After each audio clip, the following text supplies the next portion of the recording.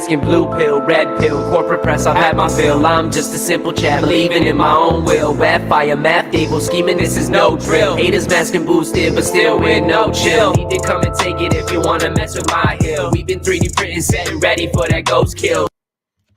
Hello, everyone. Hopefully you're having a good Wednesday so far. Hope you guys enjoyed that new intro. Let me know your feedback in the comment section. I realized it just ended a little bit faster than I was originally expecting myself, but we've got a lot to cover tonight. So as always, welcome to the Maple Pill. I'm your host, Matt McKeever, and we're going to be discussing all sorts of things tonight. I've got a couple of things I want to kind of bring up at the start of the show. Then we'll get into the trucker convoy updates. We'll also discuss the Emergencies Act and some of the implications around that.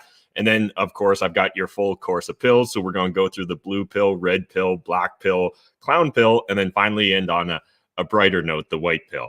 But before we even jump into any of that stuff, I just want to lay out for you guys and create some common knowledge, I guess. If you haven't had the opportunity to look deeper into the Emergencies Act here in Canada, I really encourage you to do so before, sadly, almost before doing anything else, because as more information's kind of came out about it, and I've seen different people's interpretations, essentially, it's a very all-encompassing measure.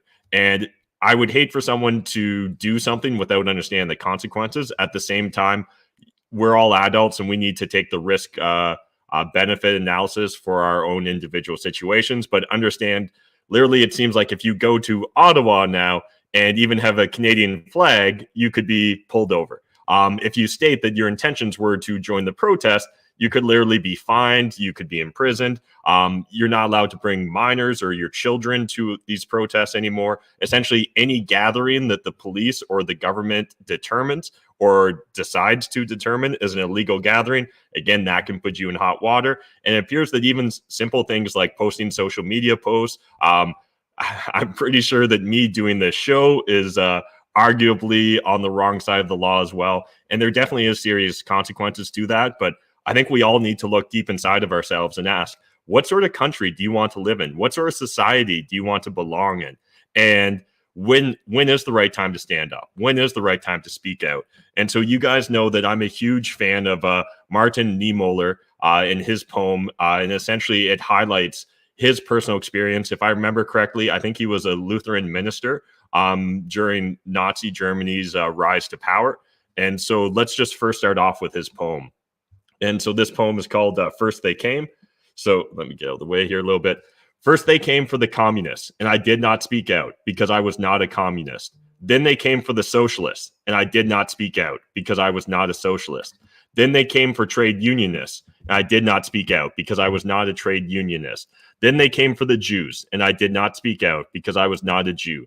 Then they came for me, and there was no one left to speak out for me. And while I know that most people will say that comparisons to Nazi Germany to the modern day are tired and overdone, at the same time, I can't help but find certain parallels and very concerning parallels to where we find ourselves in this moment in time.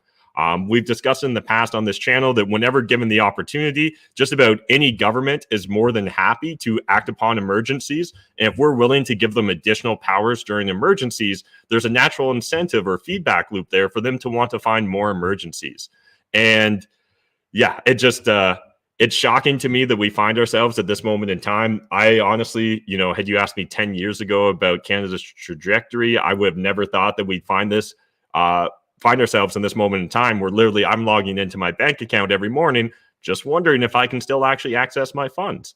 And again, we're going to cover all that and more in tonight's show. But one other thing I want to share with you guys before we jump into the trucker convoy updates and the Emergencies Act and then go through the full course of pills is this clip here from Dave Rubin. And what I just kind of want to frame this as is, remember, the same media that we now see attacking and going after the Freedom Convoy, they're more than happy that they've been doxxed, right? That there was the hacker leak in regards to Give, Send, Go. This exact same media during 2020 and 2021 was doing everything they could to justify and essentially give ground cover to Black Lives Matter. And while most of the clips here I'm going to be showing relate to the United States, understand that you can look to the mainstream media right now in the United States and look at the narrative that CNN, that MSNBC, that all these different, essentially anyone but Fox right now in the mainstream media in the United States, the way they're framing what's going on with the protesters in Canada. At the same time, I don't think that our Canadian media is too far behind them in regards to doubling down on the rhetoric, the divisiveness, and demonizing the other side. So I'm going to let Dave Rubin take it away here for a little bit, and then we'll get back into the trucker protest. But you people can't. They hate you. They hate you, these awful creatures, lizard people. That's what they are. More proof? Well, don't worry, guys. When BLM is burning cities, when Antifa is burning cities, when cities are burning because there's an orange man in charge or something like that, then it's all good. It's all good. I want to be clear in how I characterize this. This is mostly a protest. It is not, generally speaking, unruly. That ain't a riot, what we're seeing right now in Minneapolis. They are strictly principled anti-fascists, and they've taken a principled stand to stand against white supremacists and white nationalists wherever they may show up. I argue to you tonight, all punches are not equal morally. It says it right in the name, Antifa, anti-fascism, which is what they were there fighting. Listen, there's no organization is perfect. There was some violence. Any reasonable person would say we shouldn't be destroying other people's property, but these are not reasonable times. But thank goodness for the looters, man. And please, show me where it says that protests are supposed to be polite and peaceful. I don't care that much about statues. Shouldn't that be done by a commission or the city council, not a mob in the middle of the night throwing it into the harbor? People will do what they do. You're seeing behind me is one of multiple locations that have been burning in Kenosha, Wisconsin. Do not get it twisted and think that, oh, this is something that has never happened before, and then this is so terrible, and where are we, and these savages and all of that. This is how this country was started. People get mad and people get sick of it. People are risking COVID to explain to this country that we're fed up. Most of the major movements in American history have started at the grassroots level and at some point have turned into direct conflict with American government. So remember your history before you judge your present. Thuggishness is thuggishness wherever it comes from politically, and we should be the first to call it out. I disagree. Wild to see the different types of narratives being painted. Now, some people may claim that, oh, Dave Rubin here, he cherry-picked those scenes. Honestly, if you think that these were just cherry-picked moments based upon the coverage in 2020 and 2021, I don't think that you were really paying attention in regards to what was going on in the mainstream media. But enough talking about the past. Let's get into the present and start off with our trucker updates here. So as always, links in the video description down below to everything I'm going to share with you guys tonight. This is from True North. Again, I think they're doing a great job of documenting what's going on day by day with their daily recaps. So this is recap of day 24 of the Trucker for Freedom Convoy. Again, link in the video description down below. I wanted to give you guys a quick update. So 4 Alberta border protesters have been charged with conspiring to murder RCMP officers. And so this was the stash of weapons that were taken. And again, there's details throughout this article if you want to find out who the individuals were, what they were charged with. Essentially, 4 were charged with that, and 7 with lesser charges and are out on bail. These 4 are still being held by authorities. Then what I want to highlight here, this is from David Amber, and he's been doing a fantastic job as a Canadian lawyer, essentially really trying to demystify what's going on.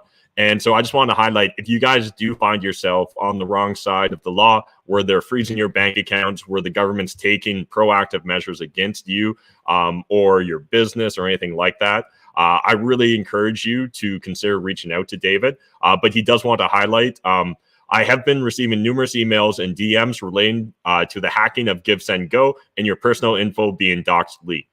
Unless you have run into an actual specific problem, account being closed, police contacting you, etc., I cannot assist, even if I do share your anger. So again, I think he's a fantastic follow on Twitter. I'm really glad to have him in our corner because he's done a great job of often breaking down what's going on from a legal perspective. Now, moving over to CBC, protesters who come to Ottawa risk being tied to dangerous criminal activity, minister says. So Public Safety Minister Marco Mendocino warned Wednesday that those joining convoy protests in Ottawa risk being connected to dangerous criminal activity. And again, the language that the government's using against us at this point in time, I find absolutely infuriating. But let's kind of talk about what some of these temporary measures actually include. So fines amounting to thousands of dollars or jail time for those bringing children under the age of 18 to participate in an unlawful assembly. I've seen it broken down as essentially if you get within 500 meters of an unlawful assembly. And understand right now, an unlawful assembly under the Emergencies Act is essentially whatever the government says it is. So again, if you're bringing children, I want you guys to be doing that eyes wide open. The same penalties for anyone who participates in the blockades or brings aid, such as food or fuel, to people involved. A ban on foreign nationals entering Canada to participate in or facilitate an illegal assembly. Authorization for the RCMP to enforce municipal and provincial law. Authorization for banks and insurance companies to freeze participants' accounts and cancel their vehicle insurance. Those in violation could face a fine up to $500 on summary conviction or imprisonment for 6 months. An indictment comes with a $5,000 fine or up to 5 years in jail.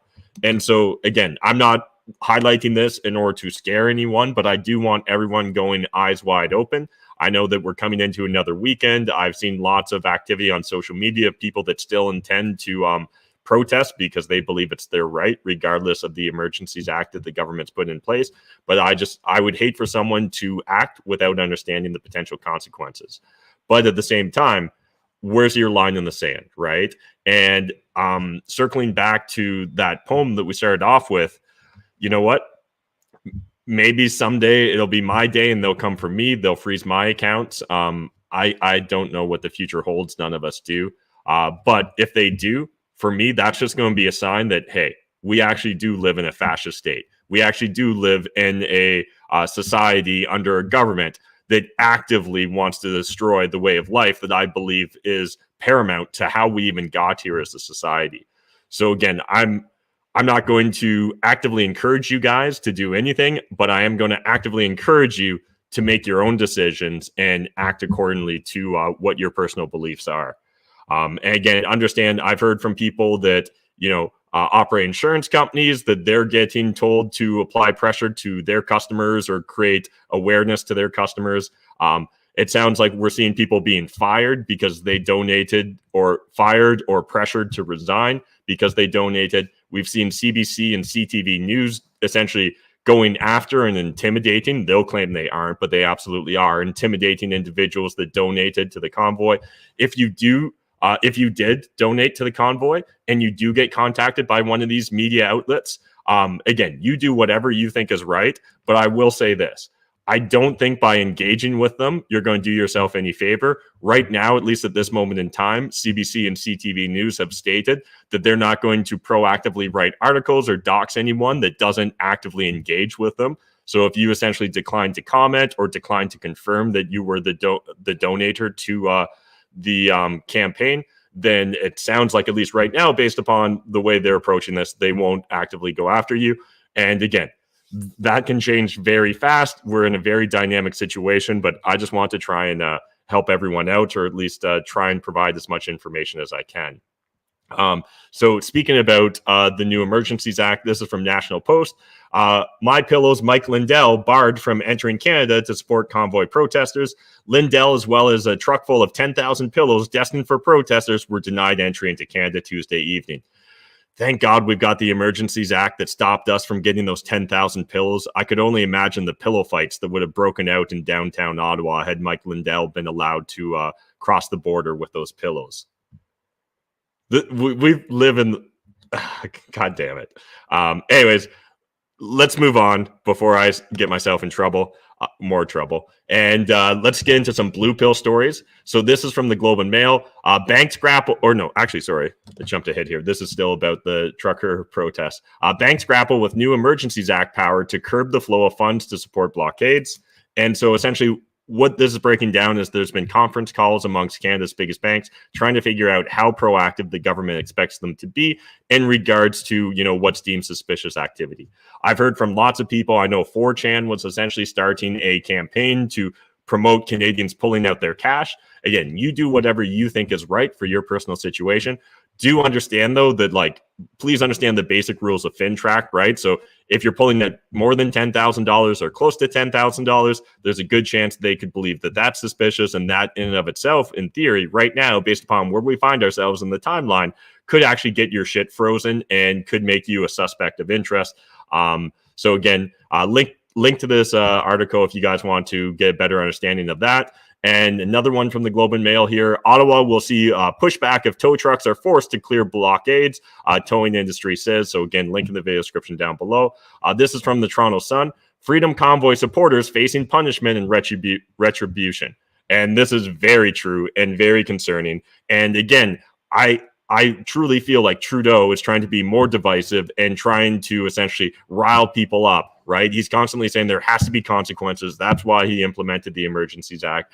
We're seeing the CBC News, which is completely funded from the government and a little bit of ad revenue, going after anyone that was doxxed in that hack. We're seeing CTV also carrying water for the government. So if you haven't heard, the hacked list of donors to the Freedom Convoy is now being used to seek retribution against donors with threats of violence, job loss, and more. Welcome to Canada in 2022, where McCarthyism is alive and well. Perhaps McCarthyism is the wrong comparison, and this is more like the Committee of Public Safety in France. There was the committee run by Robespierre after the French Revolution to establish a list of public enemies and seek retribution. It's important for Canadians to know that there will be consequences, Prime Minister Trudeau said on his way into the House of Commons on Tuesday. So if you guys aren't familiar with McCarthyism, you're probably not the only one, but essentially what McCarthyism was during the Red Scare in America, right? So I believe it was in the late 40s going into the 50s, maybe it was into the 60s as well, but essentially it was led by, was it Senator McCarthy, who was essentially creating this panel, and they were going after individuals in Hollywood and journalism that were members of the Communist Party in America, right? And you know, if I was to extrapolate on macro level what's going on right now, this kind of feels like the pendulum swing in the opposite direction, right? In the 50s and maybe in the 60s, I forget my timeline myself, we had McCarthyism, and it kind of feels like now we've come full circle or swung in the complete opposite direction. And this is our form of McCarthyism right now that we're seeing the left or progressives or the statists taking out on freedom-loving individuals. News broke at Queen's Park on Tuesday afternoon that Marion Ringuette, the Director of Communications to Ontario Solicitor General Sylvia Jones, had been fired over a $100 donation. The donation was made under the initials MR, but activists are scouring the hacked and released donor list to find any vulnerable names. Now, again, imagine donating $100 to the trucker convoy and losing your job. And not only losing your job, but essentially this is destroying your career if you've been in the public service. Again, this is not the Canada. This is not the society I want to belong to. You do you, but I find this extremely concerning, to say the least. Now, this is from the Ottawa Citizen. Threats close Stella Luna Gelato Cafe after owner's name appears in Give Send Go data. Tammy Gilani says that she now regrets making her $250 donation. And again, link in the video description down below if you guys want to read this article. But essentially what she talks about is her employees are being harassed. They ended up having to lock the door because there's threats of violence. They're having people, threaten to throw bricks through the window, burn the building, all that crazy shit. And again, I can't help but feel like this is more violent than anything we've seen the protesters do up until this point in time. Maybe you can make an argument that the Coots border where they had the guns were seized, maybe that's an equal level of violence, right? But again, there was nothing actively stated or no active threats to the best of my knowledge. Now, there are charges pending, so we'll see how that all plays out over time. But literally, from what I've read so far, it seems like the reaction to the doxing and the going after any supporters of the Freedom Convoy seems to be as aggressive and violent as anything we saw from the Freedom Convoy protesters. Now, this is from Blacklock's reporter. Claim very small group of truckers plot to seize power. Police may break up any public gathering deemed an illegal assembly under an Emergencies Act order signed by Cabinet Public Safety Minister Marco Mendicino. Yesterday said extraordinary measures were needed to contain a very small organized group of Freedom Convoy truckers he claimed wanted to topple the federal government. It cuts right to the core of what we are confronted with in this moment, Mendocino told reporters. There have been those who have tried to characterize these illegal blockades as about vaccines and mandates and fatigue with the pandemic. That is not what is driving this movement right now. That's complete fucking bullshit. And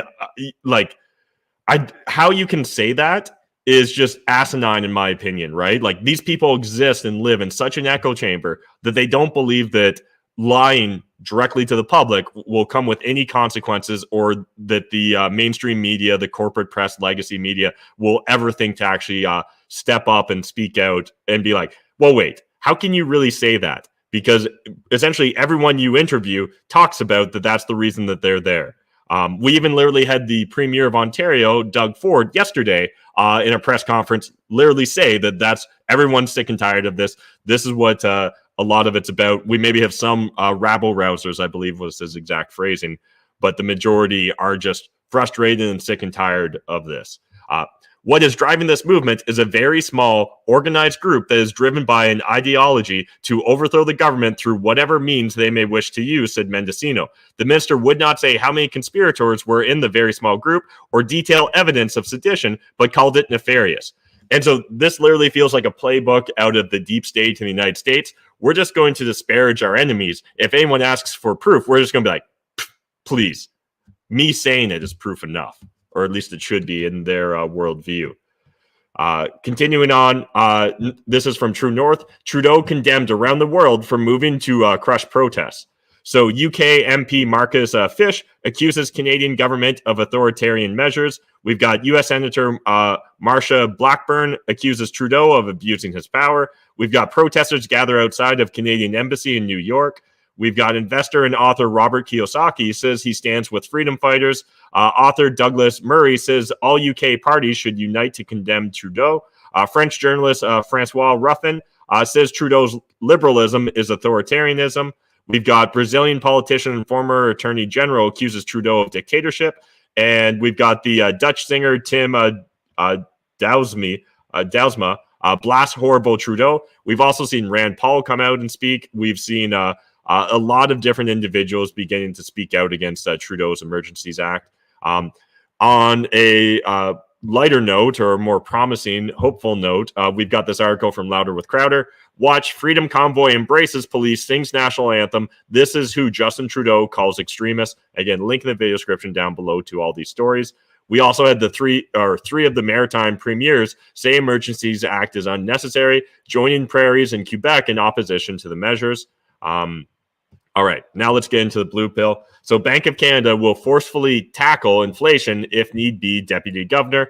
And so you guys know how much I believe in the Bank of Canada. It's zilch. Because literally these are the same people that told us that inflation was transitory, right? They're the same people right now that are telling us that, oh, by middle of the year, we'll see it start to drop off. And yet, surprise, surprise, we literally just set a new record. And it's not a good thing when you set a new record for inflation, right? So I believe we just hit 5.1% in January, a fresh 30-year high. Official data showed on Wednesday. It was the 10th consecutive month the rate had been above the Bank of Canada's 1 to 3 control range. And again, we've talked about this in the past, but how much this is manipulated as well. So again, 5%, it's 5%. I would probably increase it by 50 to 100% if you really want to even get in the right ballpark. But look at your own personal life, right? What have your utilities been over the last year? What has your food costs been over the last year? We're seeing used vehicles right now have a 40% premium over last year. Like, it's just wild, again, how comfortable these individuals are essentially lying directly to our face. This is also from the Globe and Mail. Bank of Canada may need to be forceful in face of high inflation, Deputy Governor says.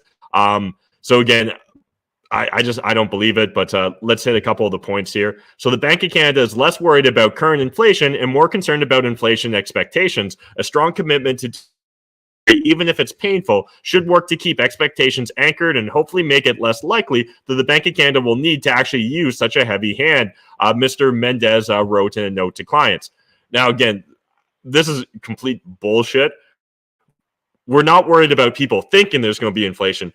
I'm speaking for myself and just the average person, I believe here, we're actually worried about inflation, not what people's expectations of inflation are. The recession Canada faced textbook case, and there was exceptional uncertainty about how it would play out, Mr. Lane said. Again, this is the constant narrative we hear from them.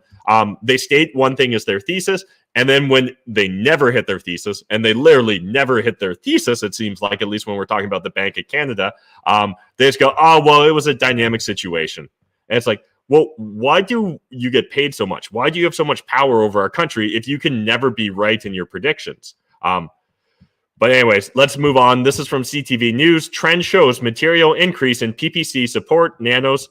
So this is actually, I'm going to chalk this up as actually a positive article here. So on the latest episode of Trendline, Nanos Research, Nick Nanos, said that the percentage of Canadians polled who would consider voting for the People's Party of Canada usually sits at around 10%. But as of February 16th, that number has gone up to 16%, which Nanos calls a material increase.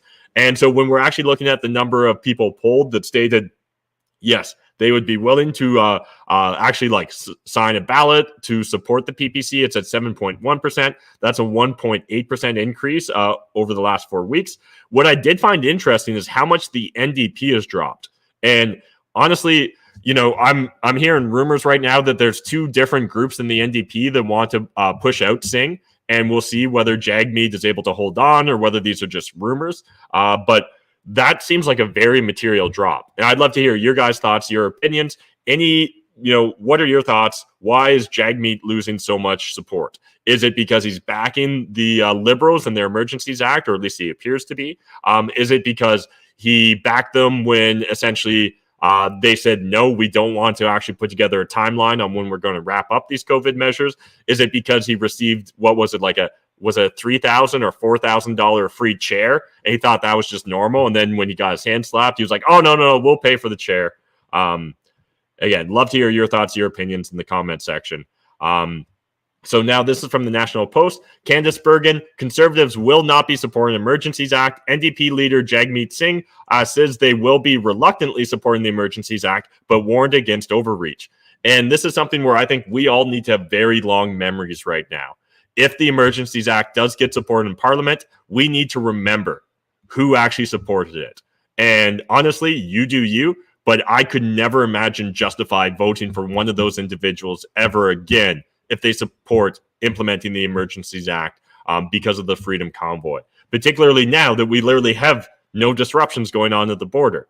But again, that's my thoughts. That's my opinion. This is from the Toronto Star. Peel police recover missing weapons from Peterborough truck robbery. So Peterborough police say a large number of firearms were recovered after a truck carrying over 2,000 firearms and magazines was stolen from a trucking yard last Sunday. So this is good news. This makes me hopeful that we'll at least not see any false flag operations against the truckers, although I am curious whether they recovered all the ammunition and guns or whether they just recovered a large number. So again, link in the video description down below, and we'll see how this plays out. Now, this is from Toronto Sun. TTC worker stabbed the second in a week.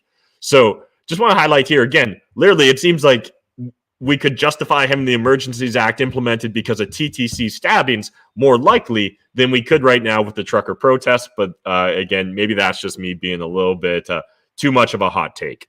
Now, let's move on to our first red pill story of the day. This is from Sarah A. Carter. She's a reporter at Fox News, I believe. Fox News. So multiple police and police vehicles pulled a truck over because it was flying Canadian flags, and the police suspected him of supporting the truck convoy. Canadians are watching their nation quickly change under Trudeau. So again, literally understand this. Right now, flying the Canadian flag could be considered as an act of aggression against Canada. Yeah, right now I need that meme with just the numbers flying around because that's very hard for my brain to compute. This is from Louder with Crowder talking about the Washington Post. WAPO caught harassing victims of illegal Give, Send, Go hack, challenging them on donation to Canadian truckers. Again, this is just more sign of the media intimidation. And yet I can't help but think that had Black Lives Matters had their lists doxed and leaked, that we wouldn't see the harassment. And again, I showed you the clip at the start, so we don't need to rehash that. But it's wild to see what a silly world we live in. CTV News, why have you chosen to support or cut ties with a business over its stance on the convoy? We want to hear from you. And so right here, this feels like leading the witness, right? Why have you chosen to support or cut ties with a business over its stance on the convoy? To be honest, none of us would even be thinking about this if, one, you weren't pushing this narrative, and two, you weren't actively using an illegal hack and the information that was doxed from that hack, right? So I guess what I want to say here is, for those of you that are maybe of similar spirit to myself, I want to strongly encourage you to show support to businesses right now that are having all kinds of hate and shade thrown at them because of the mainstream media's intimidation tactics, because of what the Prime Minister of Canada is implementing right now with the Emergencies Act, and because of what we're going to undoubtedly see from left progressives. They're going to want to show their displeasure, and essentially, again, I imagine we're going to see a lot of small business owners being bullied, and without the support of those that believe you should be allowed to donate to a peaceful protest without having your business or life in jeopardy. This is fucking Banana Republic stuff, people. Like, it just blows my mind that I even have to talk about these stories right now. This is from Blacklock's reporter. Non-essential travel is okay. So Cabinet yesterday said a blanket recommendation against non-essential travel will be lifted February 28 after 705 days. Let that sink in. For 705 days, the government has been telling you to not do any non-essential travel. We are easing our current border measures, said Health Minister Jean-Yves Duclos. The government will no longer recommend Canadians avoid travel for non-essential purposes, said Duclos. I want to underscore Canadians should still exercise prudence when traveling abroad. Like the same prudence that we saw in LA over this weekend during the Super Bowl, right? With like 70, 80,000 unmasked people. Unvaccinated travelers will face mandatory testing at land crossings or airport terminals and must quarantine for 14 days. The slight easing of regulations under the Quarantine Act followed industry complaints that Canada's rules were needlessly strict. Again, it's interesting when you take a step back and think about this stuff, because you're like, wait, so there was a bunch of unmasked protesters for like the last 2-3 weeks now in Ottawa. And last time I checked, I think there was 2 people in Ottawa's ICU for COVID. Interesting. You would have thought that if we were in a pandemic that necessitated the Emergencies Act in order to enforce the government's rules and regulations, that you'd maybe see more than 2 people in the ICU. Now, let's get into some black pill stories. This one's going to be a little bit out there. So this is an unverified, unconfirmed, but I'm seeing it from both Dr. Malone as well as what was his name? Dr. David Martin. So again, I'm not stating this as fact. I just want to share it with you guys. There's links in the video description down below. I encourage you to go do your own due diligence. As always, I don't want this to be the end of your information gathering journey. I just want this to be the springboard or the starting off point, and you go down your own rabbit holes. But this is from the Vigilant Fox. In Canada, there is speculation that Justin Trudeau and his family's foundation holds 40% of Acutus, which is a manufacturer of mechanic lipids used by Pfizer. And so this is necessary in order to produce the vaccines that we currently have. Dr. Malone, there appears that there may be a major financial conflict of interest on the part of Mr. Trudeau. And again, if this is true, I hope we get to the bottom of it. If it's not true, I hope we get to the bottom of it. Hopefully, if this is a serious concern, we'll see Trudeau just come out and disclose his financial holdings. And if there's no shenanigans, then we can just chalk this up as a needless conspiracy theory. There is in Canada quite a bit of speculation that Justin Trudeau and his family's foundation holds 40% of Acutus. Acutus is the manufacturer of the cationic lipids that are used by Pfizer and the formulation technology. It's privately held. So there appears that there may be a major financial conflict of interest on the part of... You gotta be kidding me. How long have you known this, Robert? I have known that there was speculation that this might be the case. Remember, I know Peter Cullis, the academic in British Columbia that gave rise to Acutus, and I've spoken to him over time, including over the last couple of years, a couple of times. I've known him professionally for decades. There is in Canada quite a bit of speculation that Justin Trudeau and his family. So again, just want to kind of let that sink in. Essentially, Dr. Malone said he was talking to the BC researcher who essentially led to Acutus being founded. And he doesn't right out state that he knows that or that the founder stated that. We're also hearing it from Dr. David Martin, who's calling it a criminal Canadian monopoly. And so again, there's a link in the video description down below. This is courtesy of Stu Peters' show on Rumble. I'm not actually that familiar with Stu Peters, so I don't know whether he's a reliable source to turn to. I'm not familiar with Dr. David Martin either. But again, link in the video description down below if you guys want to go watch it. And again, if you guys got facts or counterfacts to this to like prove that this is fake, let me know in the comment section.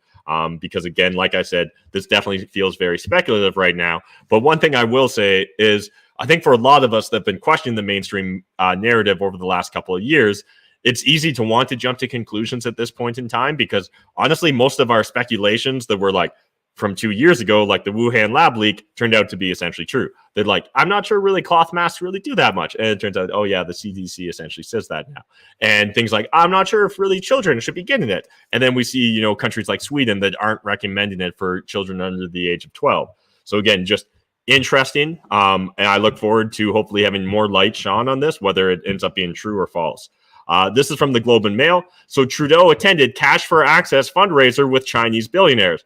And this honestly should come as no surprise to anyone that pays real attention in Canadian politics. But understand that all political parties are receiving significant money. Well, I shouldn't say all. I'm sure the PPC literally gets none. But a lot of the major Canadian political parties in Canada receive major money from both Chinese government officials, Chinese businesses, Chinese individual wealthy individually wealthy Chinese citizens.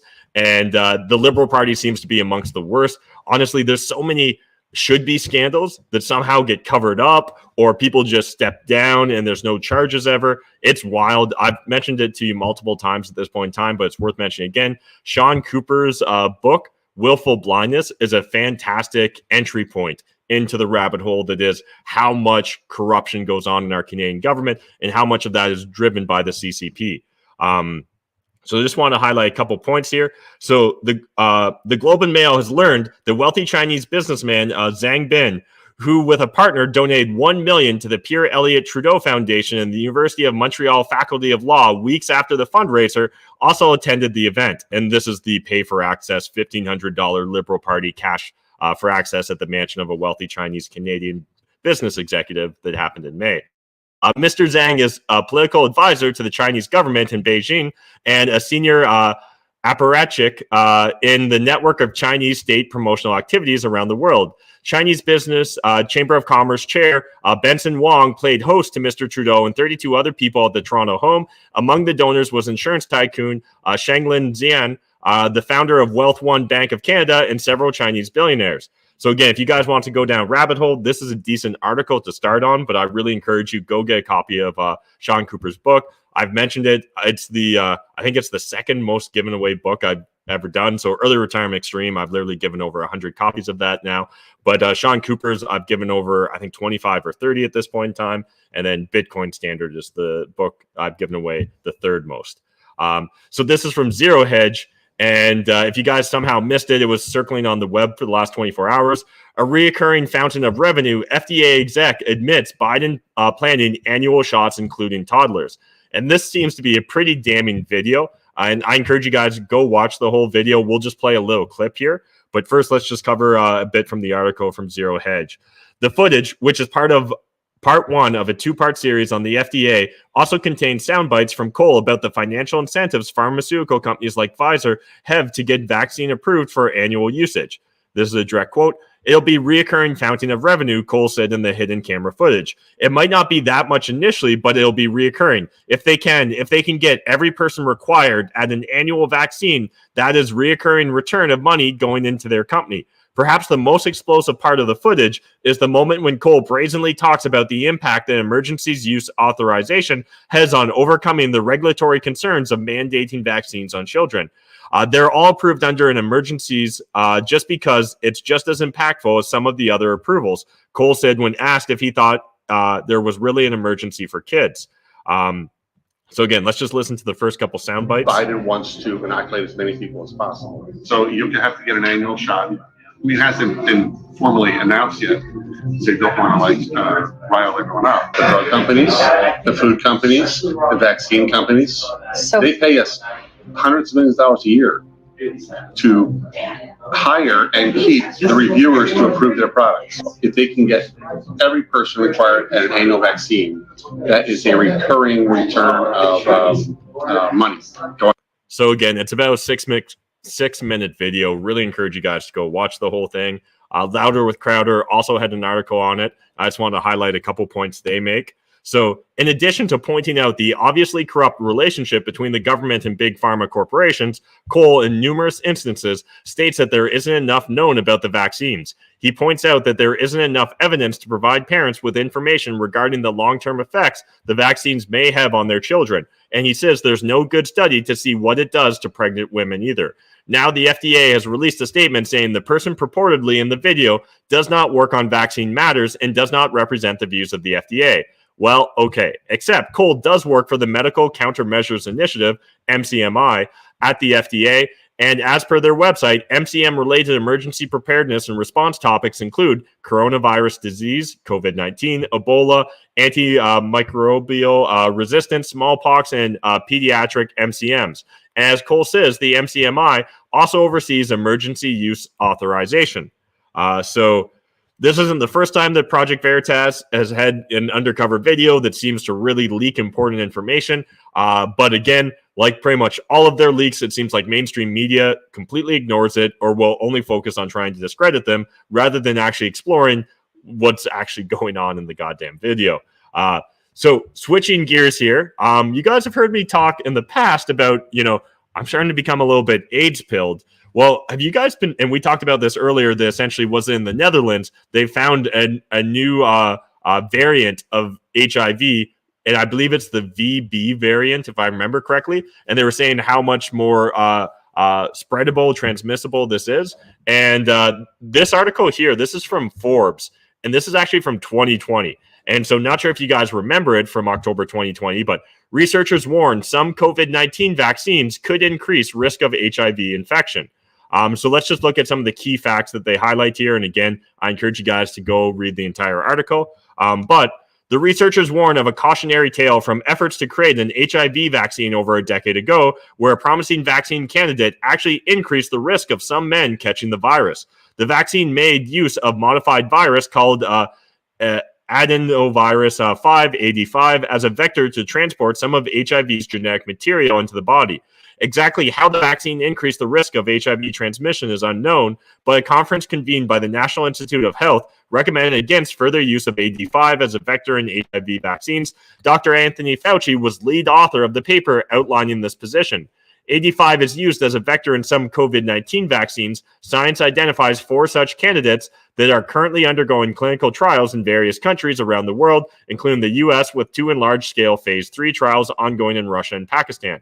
The researchers stressed the need to understand the role of AD5 might play an increase in the risk of HIV in vulnerable populations before developing and deploying vaccines using the vector, adding that informed consent documents should reflect the considerable literature on the risk of HIV acquisition with AD5 vectors. So again, I think that this is definitely worth reading. And on a completely unrelated note, this is from CTV News Regina, Saskatchewan provides free home HIV test kits. So again, I'm sure that these are completely unrelated stories, and it's just a weird coincidence. But let's keep rolling. So this is from the Toronto Sun, and this is actually an opinion piece from David Amber, the lawyer we were chatting about earlier. So opinion: Zoom class lockdown liberals think you know better, or think they know better than you. I just want to highlight a few points he makes here. Okay, you guys win. Masks, vaccine passports, distancing, this is the new normal. Let's do it forever. You win. Just forget what the science and data actually say about how before vaccines, COVID-19 posed a risk of hospitalization or death akin to driving down the 401 highway to work every day for a year. When you get COVID, it is true that some people experience it the way Warren Kinzel, and remember, we actually covered Warren Kinzel's opinion piece where he essentially said that as you're choking on your own bodily fluids in the ICU, he will have no remorse for you, and he'll feel nothing because you chose not to get vaccinated. Described in a recent opinion piece, but you can ask many honest doctors and nurses who can tell you that the vast, vast, vast majority of people, particularly if you have made the choice to vaccinate yourself, experience COVID now as a mild flu. Then he kind of wraps up here at the bottom. Let's keep the masks and rolling lockdowns. Those things which, looking back at the data, have done little to nothing to stop the spread of COVID. Let's keep the vaccine mandates. And when 5 years from now, while you wear your triple mask and submit your grandchildren to their 11th dose for a virus less harmful to them than the flu, I am sure you'll feel smug about how you believe you made Canada a better place. But me, I know that you haven't. Yep. 100% agree with the sentiments David Anbar lays out here. And again, like I said, I'm really glad that he's sharing his thoughts and opinions. So let's move on from the black pills and get into some clown pills. And we actually have a few today. So not sure if you guys saw this from Dr. Jordan Peterson, but this is ridiculous in my opinion. So I am being investigated by the Ontario College of Psychologists because of a complaint about this tweet. Not submitted, by the way, by the person I responded to. I refuse to defend myself against such things anymore. It takes days of work to mount such a defense. So someone tweeted at Dr. Peterson, I disagree. Based on record of human behavior, we are already overpopulating this small world. Any arguments I have heard for supporting such a large human population completely overlook the huge loss of species and ecosystems resulting from our self-absorbed attention. And Dr. Peterson responded, you're free to leave at any point. And so because of this, the Ontario College of Psychologists are literally doing an investigation on him. We do live in a clown world. As well, not sure if you guys follow this account, but you absolutely need to Defiant Else and understand that what this entire account is about is they literally just post screenshots of people's tweets and compare them over time. So, this really blew up when we saw the screenshots from blue check marks and Democrats in the United States that said they would never take the Trump vaccine. And then the moment that Biden was in, they're like, how dare you even question the science? You should take it immediately. And yesterday, they had their account suspended, potentially because of a tweet involving our prime minister. I'll leave you guys to do your own deep dive, but trust me, you're going to enjoy looking at Defiant L's stories. And again, it's wild how many hypocrites are out there, right? How many people just tweet fast and loose, and then they want to hold others accountable for speaking out or for being fast and loose, but when they're held accountable, it immediately is unacceptable, and we need to silence Defiant Else, despite the fact that they literally just post screenshots. Now, this is from Toronto Sun. Billionaire helps boot 3 woke San Francisco school board members. So technically, this is a good thing, but I just want to highlight what these board members were actually focused on during COVID-19. So many parents were mad at the school board, did not address reopening classrooms during the pandemic, and instead focused efforts on renaming 44 schools because they claimed they were named after problematic American icons like Paul Revere and Abraham Lincoln. So yeah, this is the sort of iconoclasm I was talking about, where they're literally just destroying any symbols that people hold. And you're essentially a racist no matter what. Like, Abraham Lincoln is now problematic. Let that sink in. So does that mean the South was right? That's a troll. Calm down. The voters of this city have delivered a clear message that the school board must focus on the essentials of delivering well-run school systems above all else. Mayor London Breed, who supported the recall, said in a statement, San Francisco is a city that believes in the value of big ideas, but those ideas must be built on the foundation of a government that does the essential well. Let's focus on getting the kids back in classrooms, not making them wear masks, and then we can worry about your silly renaming campaigns. Now, this is from Post Millennial, and before I even get into this, I just want to say I'm so happy that Justin Trudeau finally called out a Jewish Nazi, because I think we know that they're the worst type of Nazis, right? So Trudeau accuses Jewish MP of standing with people who wave swastikas and Confederate flags. And so she called him out on his bullshit, which I appreciate. And again, link in the video description down below if you want to read that silliness. Now let's move on to a couple white pill stories. So this first one's from Toronto Star. Newfoundland and Labrador drop masking vaccination passport measures March 14th. So we're seeing another province at least moving in the right direction. Now, again, my biggest question is why can't we do this immediately? Don't think there's an honestly good answer to it, but at least they're pretending like we're going to move in the right direction. We'll see how it actually plays out over time. Next, I want to highlight this. This is from Roman Baber. And again, I think he's one of the few politicians that actually is trying to do the right thing. I'm Ontario MPP Roman Baber, and as a lawyer and a Canadian, I'm offended and disgusted by the invocation of the Emergencies Act by Justin Trudeau. The current situation does not meet the factual or the legal requirements for invocation of the Emergencies Act, but we have a chance to fight back because the declaration needs to be validated by the Senate. So I ask you to join our campaign because we need to maintain Canada as a vibrant democracy.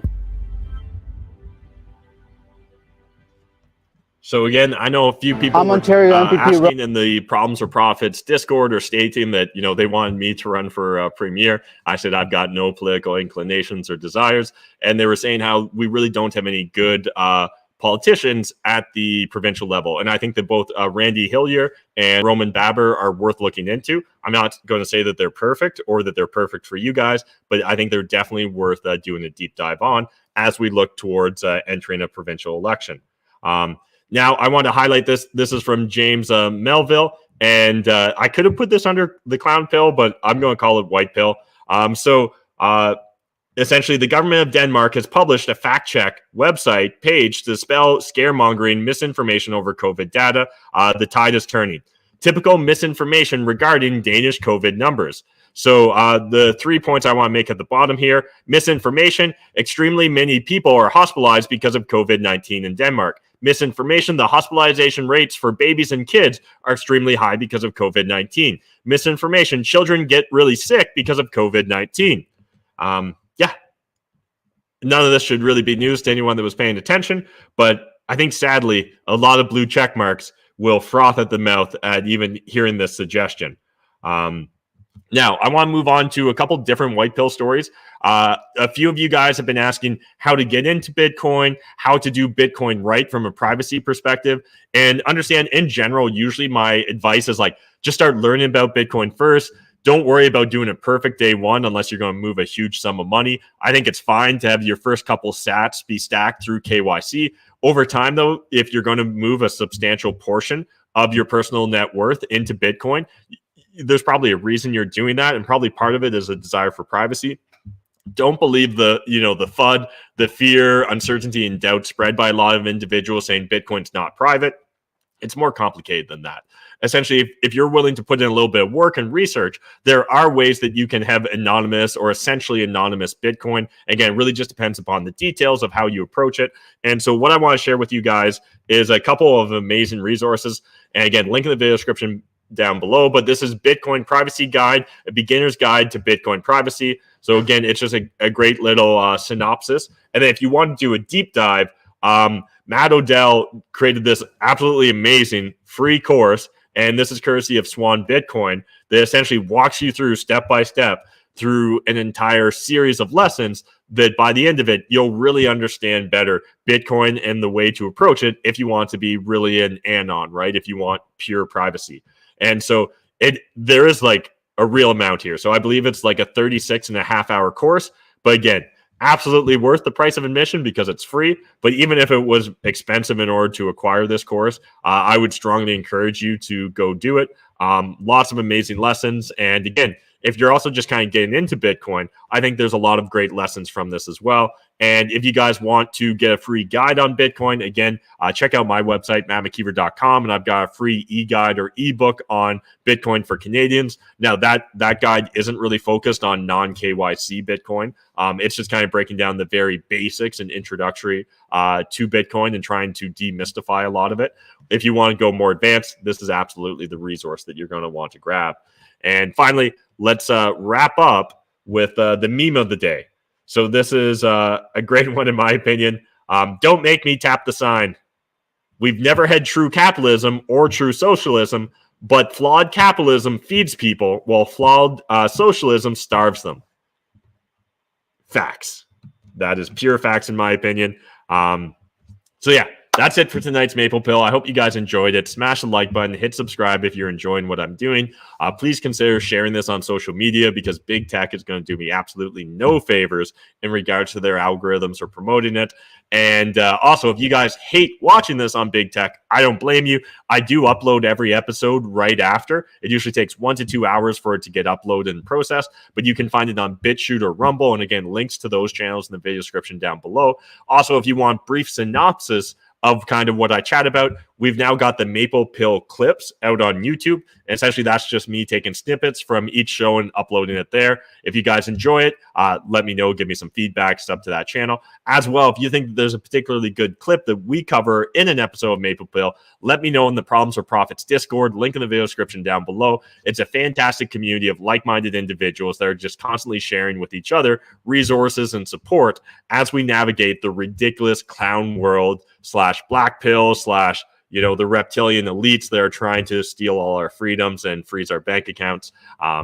They're wild times, but again, you're not alone, and that's the key. They want you to feel isolated, alone, and scared. And there's no reason for you to feel that way because you're not alone.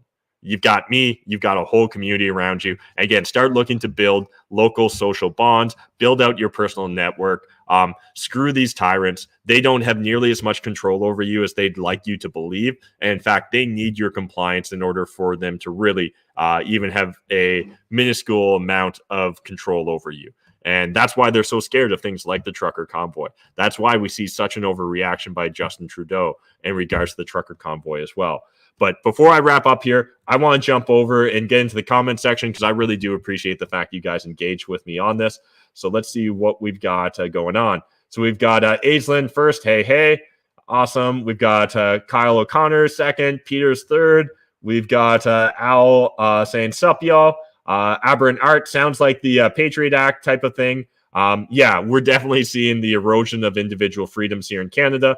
And again, that's not to say that like pre-COVID, it was a perfect country with perfect freedoms. But I think a lot of us thought that, hey, it may not be perfect, but I'm willing to accept it the way it is and hope on incremental improvements. But what we've seen over the last couple of years is a complete deterioration of our individual liberties and individual sovereignty. Al says, Matt, I would donate you a super chat, but I'm afraid that Trudeau and not Freeland are going to track that financial transaction. I understand that. Although, if you guys want to send me good wishes, we do have our mailing address in the video description down below. And literally, you can just send us a postcard, a handwritten letter. That should make our day. And when you guys do that, I go live every Monday night to open up the mailbag and just kind of hang out with you guys. So if you want more Matt McKeever, that's one of the ways to get it. Al says, does anyone have the same hunch as me that Nancy Pelosi is Skeletor's daughter or something? I'm going to fact check you and correct you on that, Al. I believe that she's probably Skeletor's mother because she's a lot older than Skeletor. NFT Viking, hey, Matt, stay safe. Appreciate it, man. Aberrant Art, if they freeze your account, etc., isn't it too late? I'm not sure what that's exactly in regards to, but that's why you should have some Bitcoin, or maybe you should get into some privacy coins if you want to get a little bit more advanced.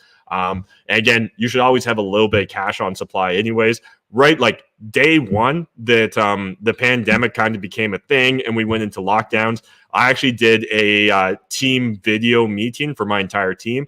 And I told them, when you're in really uncertain times, there's a few best practices you can do, right? One is probably have at least a month's worth of spending in cash. Another's like, go to the dentist, right? Like literally take care of any pre-existing health conditions that maybe you've been letting slide. Because if we go further and further into lockdowns or restrictions, again, the last thing you want is to have an issue that could have been remediated prior to it.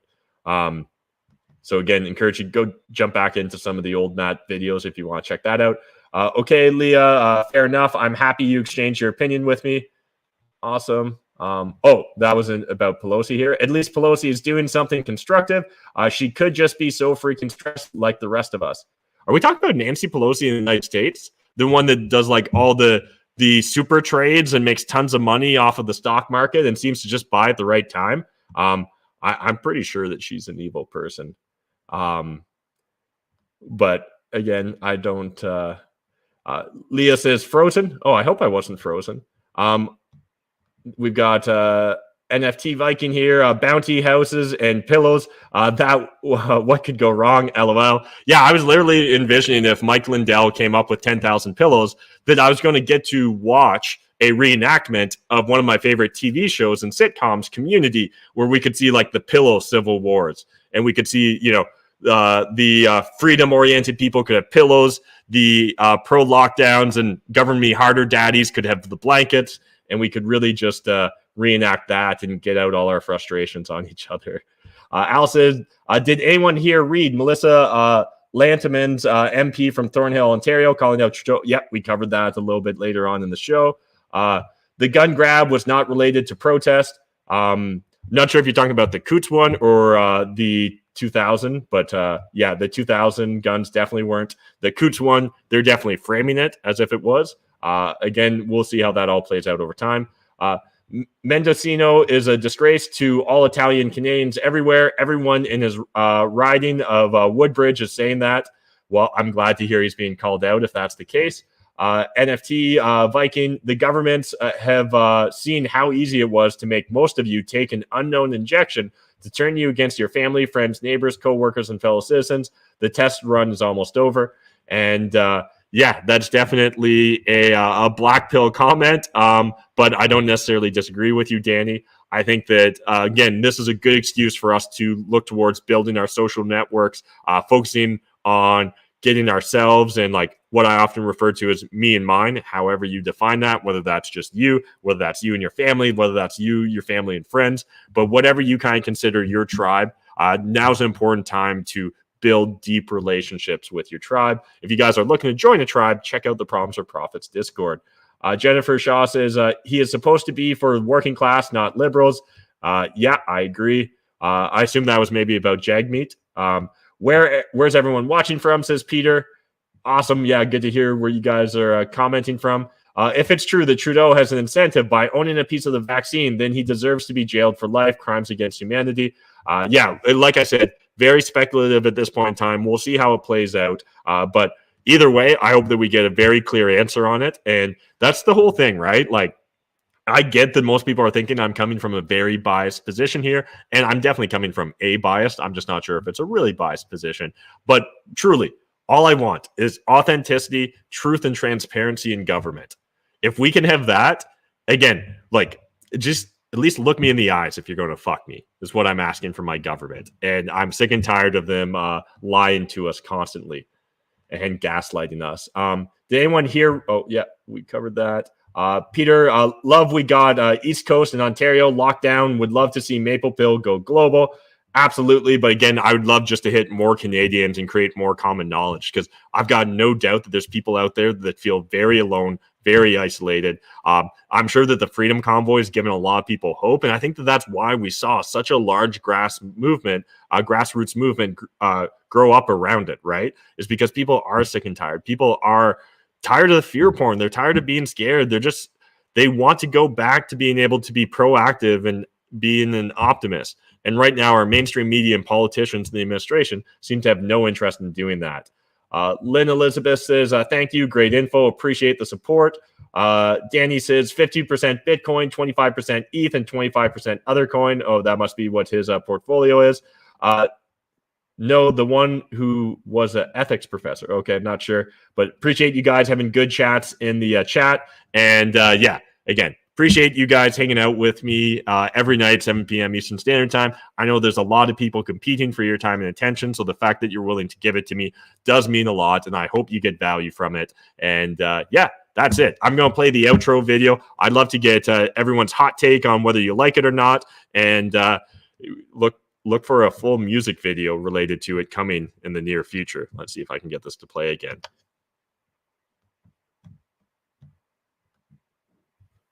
Asking blue pill, red pill, corporate press, I've had my fill. I'm just a simple chat, believing in my own will. Rap, fire, math, evil, scheming, this is no drill. Haters masking boosted, but still with no chill. Need to come and take it if you wanna mess with my hill. We've been 3D printing, set and ready for that ghost kill.